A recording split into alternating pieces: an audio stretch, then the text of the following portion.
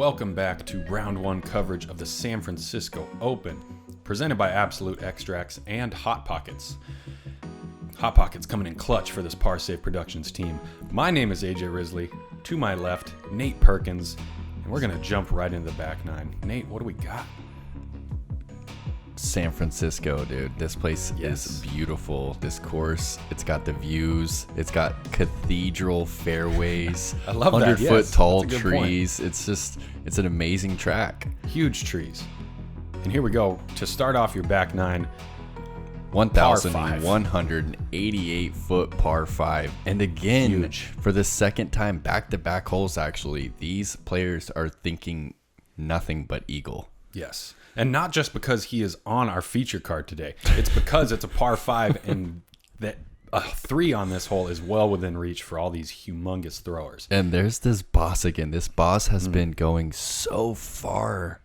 The only danger here really is hyzering out And left. skipping. And Sit that needs down. to stop. Don't curl. Ricky's asking for it to slow down. Oh, and you can see there's those little stakes, and he has done it. He's out of bounds. Yeah, there's an OB line left all the way down the fairway, and then an OB line on the right, too. And Seppo's got this D2. This one goes far. I've seen it in person plenty of times. What? He just threw it low, but look at all that ground play. What? That thing just levitated an extra 100 feet after hitting the ground. It just shows you how much speed he's really putting on that disc. For real. An eagle also going to low line, too. I think Rick kind of got in their heads a little bit. Mm-hmm. They want to keep it low just to keep that danger of fading off left and skipping out of bounds. There's definitely something to be said about watching your competitor make a mistake right in front of you. It kind of highlights that mistake and makes you correct to the other side, as we see all three players doing after Rick goes OB left. And that is just, it's so far down the fairway. I don't know if that's in position for the... I think it's in position, but instead of a hyzer flip, per se, Paul's going to attack that high left side of the second half of the fairway. Something a little bit understable, especially playing into the tailwind. So you're saying he's trying to get this one up high, get it up left, and get it turned over? Or exactly not. Dang it, Paul. Come on, dude. Well, Paul just decides to go low, flat, ripper. Just low, yeah.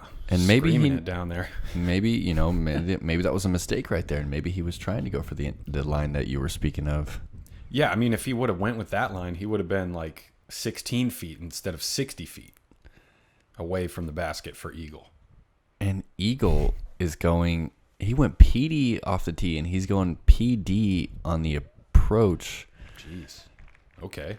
So a couple 10 speeds just to get it 1,200 feet down the fairway. Or, again, he's a little short, so... Only 1150. Right. Wow. And after just hovercrafting all the way to this spot... Look at the way that is reacting in the wind. That's such a great shot. Just nice and straight, smooth. Skips right past it. He's past... Circle's edge. The pin. He is actually 1,200 He got to feet 1,200 feet, in yes. two. Wow. And this is Rick. Ricky actually Eagle had look. the farthest drive from OB. Yeah. Oh, dang. He'll have that for birdie. Yeah. After going OB. Yeah, this is not exactly how he was hoping this one was going to go. Well, this is for birdie, but I mean, so he lays that one up for a 5, which I would classify as a bogey if I were Ricky. Almost. When you're driving that far down the fairway, 1,200 feet, and 2 is nothing. So, 5, you're losing a stroke to the people that you need to. That's true. But in all fairness, on the hole before, he did just gain a stroke on the entire field by being the only eagle on hole 9. So this for eagle as well.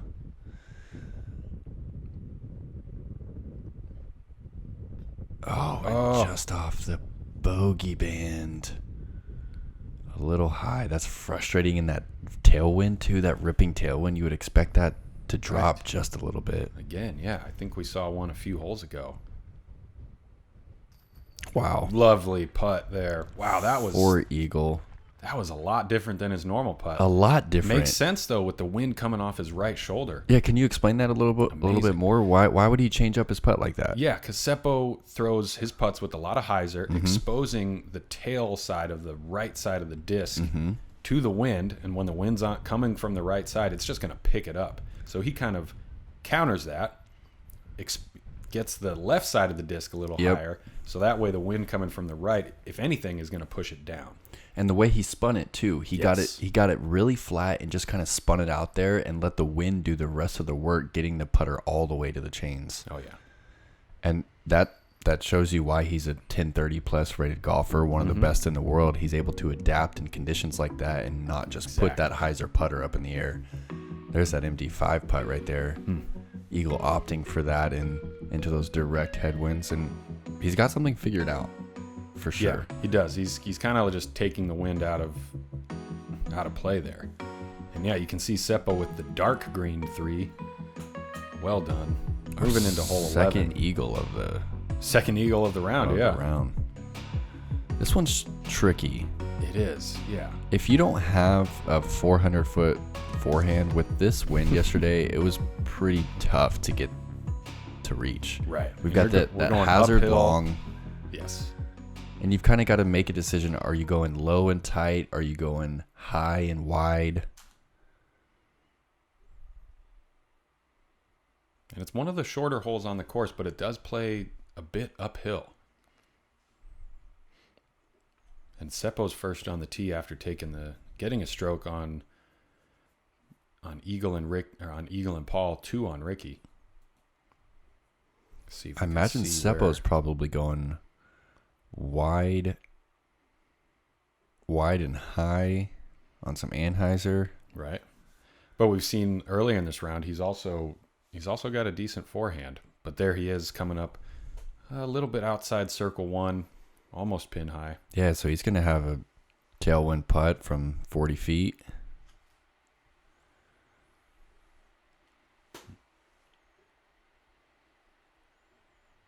Eagle definitely going to go for power forehand. Believe he's throwing this one low, PD2. Gets a little skip, gets a little curl. Yeah. It looks like he's just right inside the circle. 1, yeah. Okay. And I would imagine that Paul and Ricky are going forehand too. Yeah. It just seems like the play.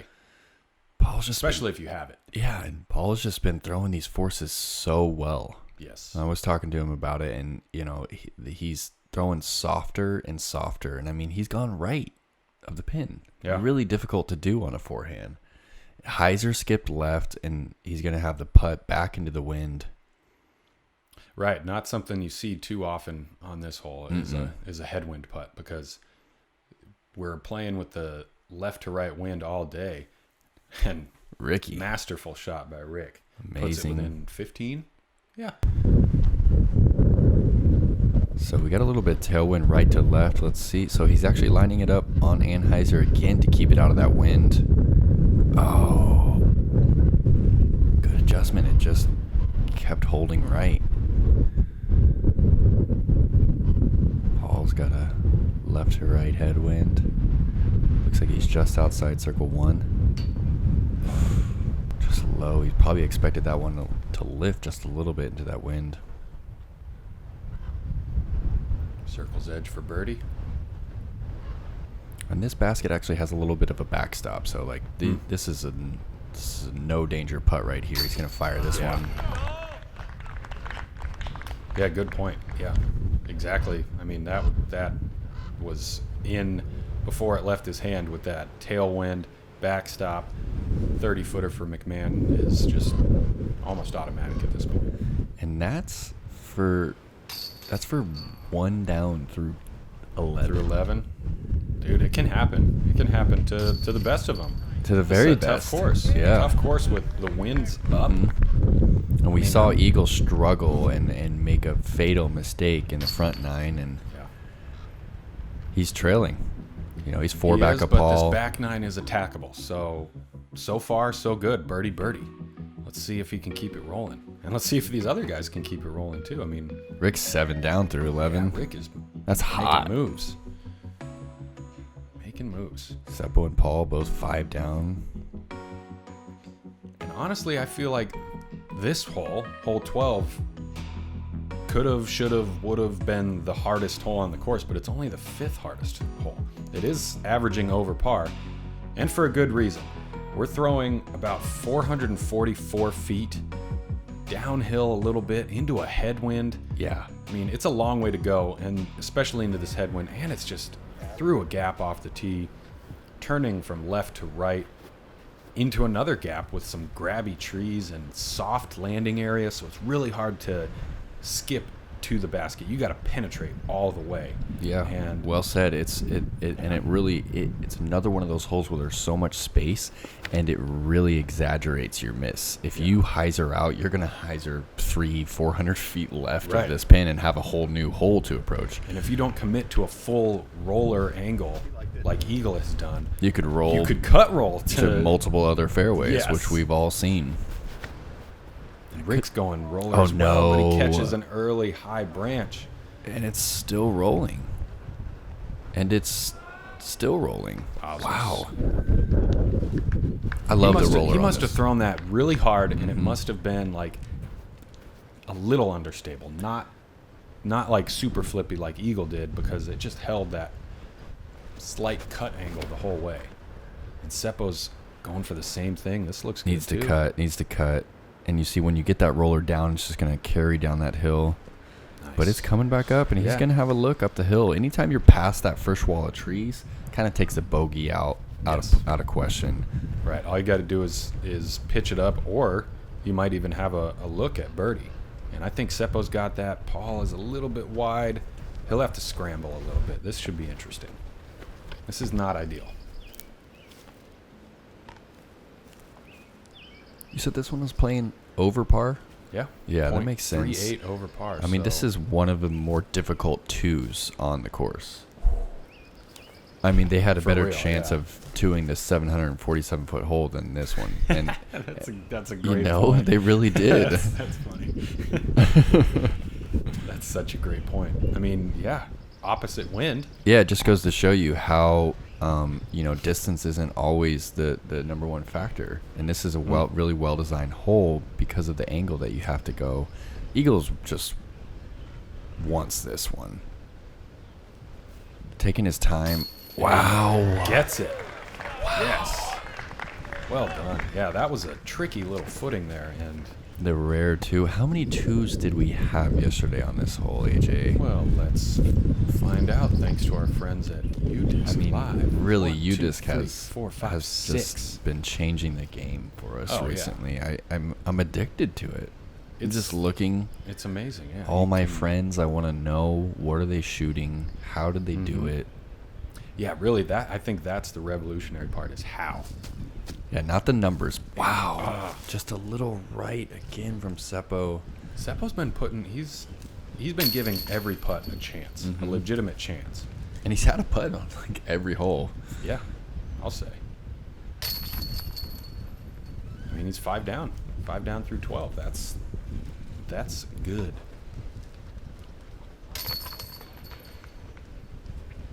Yeah, 5 down through 12 with a 3-putt too. Yeah, that's true. Yeah, and 1 down on the card for this hole. That's doing things. Eagle hanging in there. Yeah, 3 down after like you said, a rough hole on hole 7. Rick at 7 as well. Moving into hole 13. Gosh, if there was one hole that was into a straight headwind, it is this hole. Every other hole can go home. This hole had such a strong headwind. It's the longest 347 I've ever played. I know. It's so far, and you have to decide. You have to decide whether you're going low and straight at the pin, or if you're going to try and go wide and around that tree, because that tree is perfectly placed. And it makes you decide you've got to get under it. So Eagle's going wide. He's headed straight for the tree. He needs to. Okay. Caught a little bit of it. Goes right through it. Gets a good reaction. But yeah. And if you go wide, good point, yes. you don't really get a skip. You know. No. Yeah. You can't skip toward the pin. Slightly moist. Makes it such a long 347. You really got to power it, and that's what Ricky has done. Yeah, this hole's playing almost 400 feet. I mean, I straight up ripped one, and I got to pin high, but I was just outside the circle to the right. And you're putting downhill, little danger. There's a green behind the pin that it is possible to make it all the way down there. That needs to get down. Under the branches, and it did. Wow. Whoa, that's huge. Oh, and that's headed toward that green. Wow. Way to go. I haven't really seen anyone get that far past the pin and that far left. But it's definitely possible, like you said, with that slope from right to left going downhill. This looks amazing. Yeah, that's going to catch edge. Hits the angle perfectly. That's an amazing shot right there. So Seppo putting back up the hill. 60-footer. Left to right wind. Looks like he's lining up that little Anheuser spin. Yes! Oh, yes! Oh my God, I loved that putt. That was sick! Just drop that one in there. Dang, dude. Is he going to big putt him?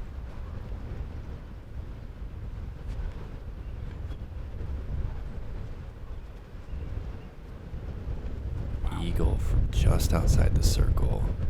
Straight Can't headwind. decide if he wants to stab the mid or the P2. Oh. And you see that one out of his hand just started with a little bit more angle than we normally see from him. Right.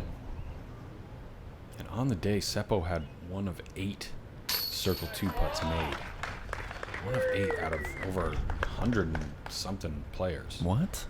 There are only 8 people that made a circle 2 putt on Wow. this hole yesterday. Oh, on this hole. Yeah. Okay, that makes a Right, little yes, bit more yeah. sense. Right.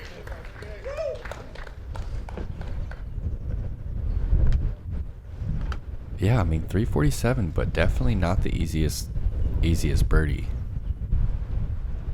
The 13th hardest hole. But not exactly the easiest. Not really the toughest either. Yeah, not a lot of danger. I guess it was just really. me.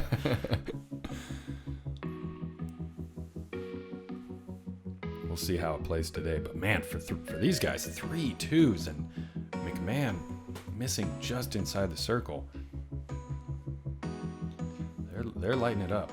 8 down, a couple 6 downs. And we're going to go into probably the tightest hole on the course, hole 14. Yeah, a little curveball for us. Right. There's a little couple bit different options. yeah. You can go for a skinny hyzer gap early, right? Mm-hmm. Or you can go smooth one up the middle. What's the distance? 263 on this 263, one. yeah. Definitely touchy, shortest A hole little on the bit course. uphill.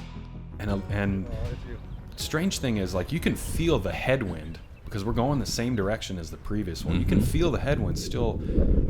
I mean, and you can hear it a little bit too. It's still there, but then you throw your shot, and at least when I was practicing, it wasn't getting ripping headwind reactions. Yeah, it's definitely not the same reaction as the previous hole. And there you go. Who knows if Rick was expecting some kind of headwind reaction. He lets the forehand go a little early, catches a tree on the right side.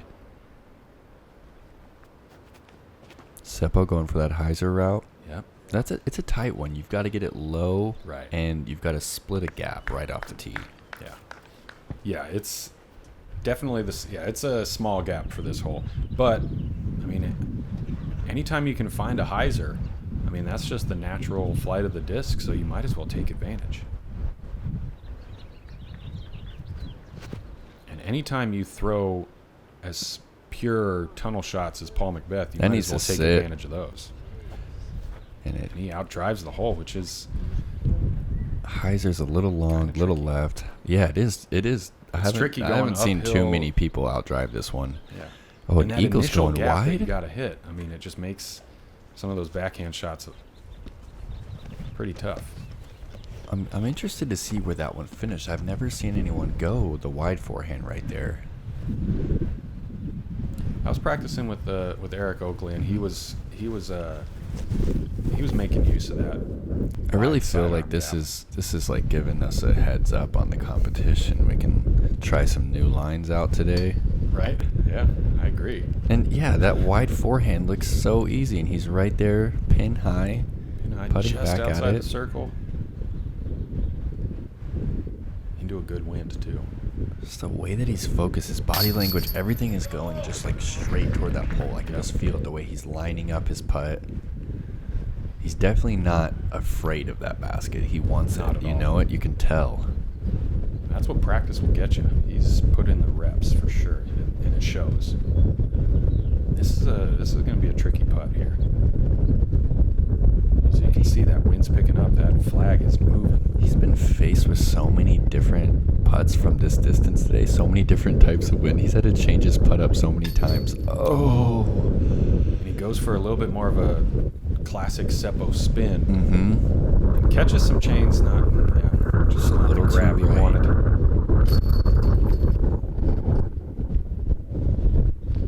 So Especially not three the bars. grab he wanted or needed, because this hole averages under par. It's the third or fourth. I guess it's the fourth easiest hole on the course. So anytime you're inside circle one on a hole like that, you want to connect for sure. Yeah. You know, especially at this level, to keep pace with any of these guys. To keep pace with world champions, you better be hitting your circle one putts. But Seppo has been doing that in this round. A lot of circle 1X putts. On a windy day, that's not easy to do. So we're switching back up, and we're going into the With the tailwind wind, now. Hole 15, 465 feet. A little bit downhill. And the signature part of this hole is the basket placement. It's on just a huge stump, raised up a bit, which just is so treacherous on this course in the open with all this wind. I mean, I was telling Thomas Gilbert the other day, like, you're laying up anytime you're outside, 20 feet. I agree. I completely agree. So this one's 465, but we're going to see Eagle just go all hyzer because he's got that tailwind, just smooths that one out there. Excuse me. Great Never power gets up the sidearm. flat. Yeah, and he's inside the circle. And Rick knows that he hung this one a little bit out to the left. Needs to slow down. Oh, slow no. down. Jeez, he's got some power. That was a far sidearm shot, but I think it almost just looks short like of the he's green. in between the bunker and the green. Yeah. I mean, it's 500 to reach the green. Seppo even opting for the forehand. Oh, no, just gets that one high. Too much hyzer. Possibly a little slip there. He's looking down at his feet, but I mean, he's definitely safe, and I feel like he's pretty skillful with these little touch up shots. So Yeah, and this is when you want to get close. Just like you said, if you're outside Yes. of 20, 25 feet, you're laying this one up because of the risk of the three putt. there you go. That nice smooth sidearm for McBeth. Nice and flat. Does it have the distance? Gets a good flare. Can't tell. Looks like he's just inside circle one. Yeah, the crowd likes it. And this is one of those, again, another one of those holes where you're thrown into the tailwind. If you're throwing right hand, backhand, it's hard to get it to hold on that anhyzer line the whole time. So that's why you're seeing these guys opt for the forehand. This is Ricky's putt for two. Wow, Nice. what a reaction off the pole. Now, Tries that had to come be for back three, out. though, because wasn't his drive was near the green. Oh, you're right. Okay, Either so way, though, I mean, we missed the shot. That's AJ, good it's a looking out. Good cleanup. Okay, just a casual birdie and eagle. Yeah, as right, exactly. Well, yeah, just a casual birdie on like the sixth hardest hole on the course for the day, averaging .23 over par. And Whatever. those are the putts you want on this elevated pin. I mean, really, when it's that elevated, it's sometimes a little easier to have the 15-footer rather than just like right under it, putting directly up into the chains. Yeah, and up into the wind. Yeah. Possibly. So, Wow, yeah, great twos. Great birdies. Rick with the good cleanup for par. Seppo as well. I mean, approaching on that basket is difficult. And speaking of difficult, hole 16, our island hole for the day. 7th hardest hole on the course, 285, playing a bit downhill. I love that T sign graphic. Yeah, just just Obi, lava. Just lava. I really want them to just like do lava, it and I just love put that. lava everywhere. You know it? Wait, but like on the course or on the T sign? T sign first, T sign and then and maybe graphics as just- disc golf grows, we can ship in some lava to put. Eagle going MD5 that needs to carry, gets a little air bounce right over the wall. This is a really tough island to stick. Oh, Yesterday it was playing really difficult, makes these players think. There is a wide hyzer, but because the wind is going right to left tail, it kind of makes it harder to stick. Right. If you're taking that right hand backhand hyzer, you're basically just tossing it up there and letting the wind do the rest of the work. And the wind could very well pick you up and put you out of bounds. And we kind of see the opposite thing to what we're describing. McBeth going opposite spin, opposite angle. The wind, though, push that one give it straight. The opposite reaction, just pushes it straight down. Obi and Rick. Just a great looking shot. Just lasers. That's got to be that pig, that signature pig. Mm-hmm. So Seppo still opting to go hyzer. He goes wide so spike, though. wide, so Smart. high. Needs to sit a little too fast. Oh. That carries the green, and that just goes to show you. I mean, he just barely popped that one out there, and he was 80 long the pin. He committed to it. That's all he did. And Paul committing to that putt. Wow. This drop zone is actually inside circle 2. Seppo doesn't want anything of it. He does not want this tester coming back into the headwind, and that's really a big difference. And Paul isn't worried about this comebacker. He wants that par save, so he's going to attack it and then trust that he can do that right there. That is such a good putt. Just trusting it flat up into the wind, right to left headwind. For bogey too. Oh my gosh, that's forget all the extraneous factors that are happening outside your head. And I mean, they must be like, I don't even know what they are compared to what's going on inside his head. I mean, inside of his head is nice and calm. Must be nice. Good birdies by Eagle and Rick. Fun fact, Greg Barsby, I think the only player to save par from the drop zone. He made the putt. He would. Are you surprised? He would make the No, putt. not at No. I mean, it starts with believing. Yep. And that Sure guy does. is never short of believing in himself. And wow, Eagle putting together a back nine here. No kidding. What, has he missed a hole? No. Yes. He missed All 11. he did was miss 13. He made the amazing putt on 12 and then missed You're right. 13. But here we go, hole 17, par 4. This is another change for this year. Last year we had a really difficult par 3. This year, just like hole 7, they moved the tee back. We've got a par 4 straight uphill into the headwind again. Yeah, again, another relatively simple one, but they On did. paper. Yeah, on paper, exactly. But they did think about where the wind normally plays. So this one's under 600 feet for a par 4, which is normally, well too short. Normally these players can drive it, but because it is so far uphill and there is so much wind on a regular basis, it turns this hole into a legit 2-shot hole. Yes. But man, it's only the second hardest hole of the day. Second hardest? Second hardest. Second easiest. Okay, My bad. yeah. Blech. That 17th hardest. makes more sense because of the distance that Yeah. more players are going to be able to birdie. And that was just pumped out there. Wind kind of slowing it down, but plenty of distance too. And to finish left like that, I feel like is the good play. You want to get down the fairway, yes, but finishing left opens up a lot more on the second half of this hole. Much like hole 7. If you finish left, you're playing straight uphill now instead of on a side hill, compared to if you were just finished straight or on the right side. Yeah, that's a good point. If you do finish on the right side, you have to kind of contest that OB line that is like sneaks up there and into circle 2. And the trees, and then still the straight headwind.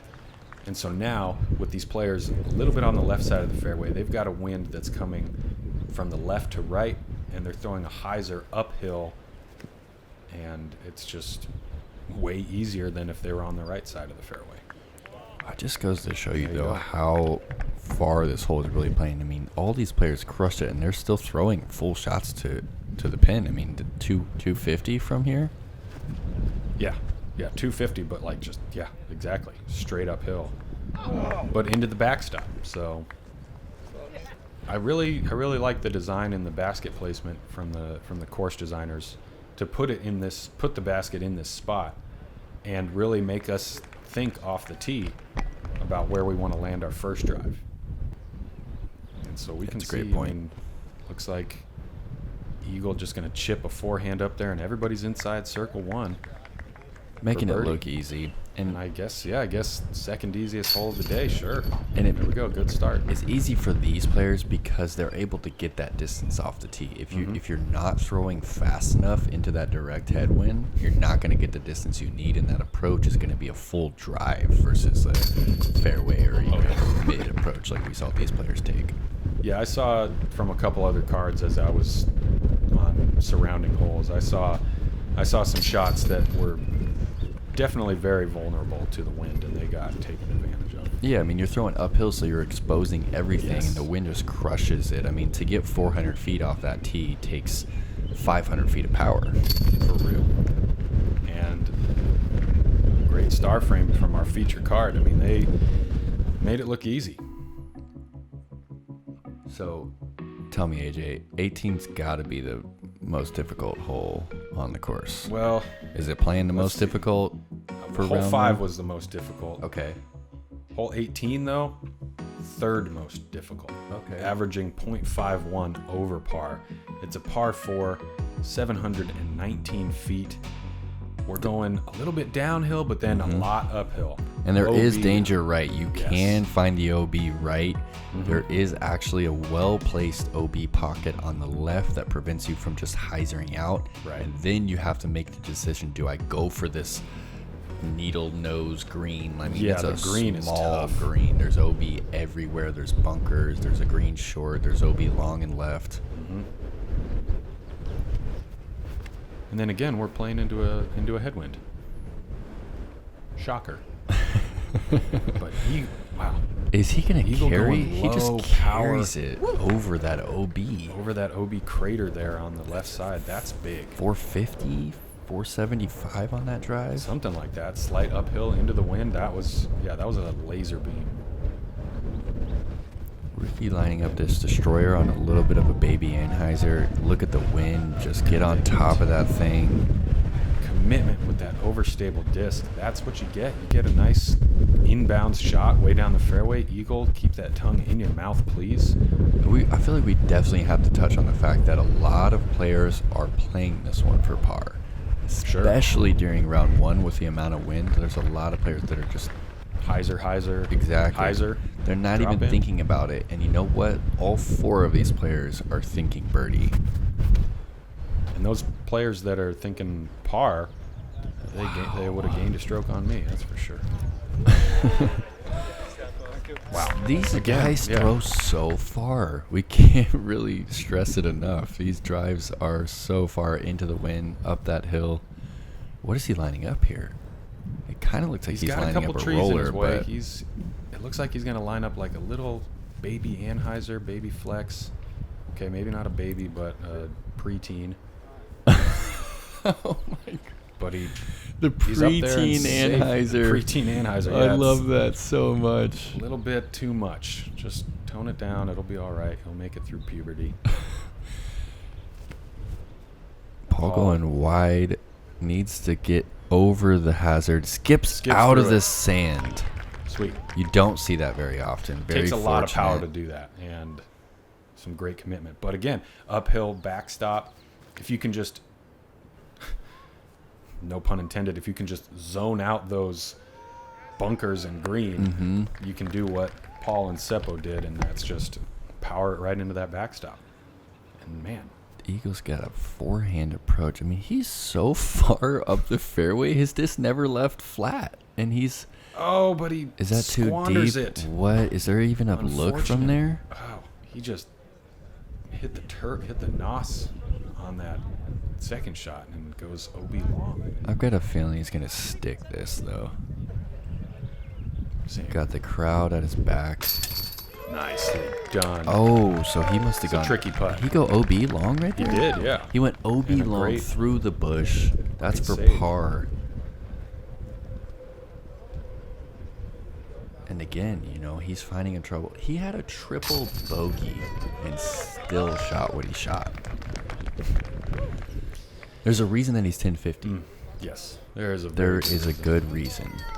Another casual birdie. Yeah, really. Rick gets a par, but he's digits. 10 down. Thanks This again was an to, absolute pleasure to watch, AJ. And we're going to see some little shot-by-shot graphics again for this whole. Thanks again to Marissa and Casey for hooking it up with that. Wow. Wysocki shooting a 10 birdies. down. Wow, McBeth, a eagle fights back after a rough front to 7 down. Seppo with a lot of great putts too in there. That's a very solid score from Seppo as well. Honestly, some of the best numbers that you're going to see from one card. Right, especially on day one. Yeah. This is, day 2 and 3, sure, because those players have proven it and earned their spot in front of a camera. Mm-hmm. But man, great golf, great coverage. Thanks again for watching. We'll see you tomorrow for round 2 of the San Francisco Open. Nate, this was a lot of fun. Absolutely. Subscribe to Parsave Productions. We'll see you tomorrow. Bye.